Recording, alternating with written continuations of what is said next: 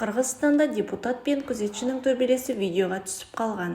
Сәлем достар, сіздермен бірге News.kz арнасы. Каналыма тіркеліп, қоңырау белгісін басуды ұмытпаңыздар. Қырғызстанда Жогорку Кенеш депутаты Чыңгыз Ажибаев көлік тұрағында күзетшімен төбелесіп қалды деп хабарлайды Тенгра News.kz тілшісі 24 қырғыз сайтына сілтеме жасап. Оқиға көлік тұрағынан шыға берісте болған. Депутат күзетшіні қағып кете жаздайды. Сәйкесінше ол бұл туралы бірдеңе деген көрінеді. Осыдан кейін көлік жүргізушісі көліктен түсіп, ер адамға шабуыл жасаған. Төбелескендер ажыратылған, бірақ Ажибаев жанжалды шешілді деп есептемейді. Ол милиция шақырып күзетшінің үстінен арыз жазған. Оқиға орнына жеткен тәртіп сақшылары Ажибаевтың арызын қабылдаған. Күзетші талап қоюдан бас тартты.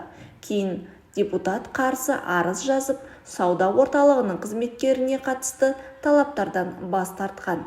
Іс тоқтатылды. Оқиға 21 маусымда сағат 15:00 шамасында болған.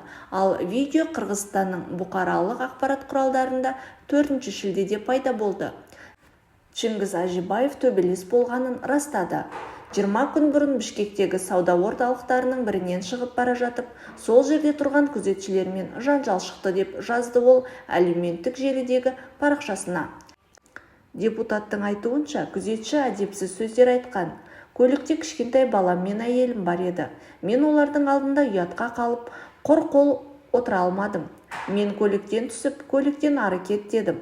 Ол бірден белімнен ұстап жерге құлатты деп ол оқиғаның егжей-тегжейін бөлісті.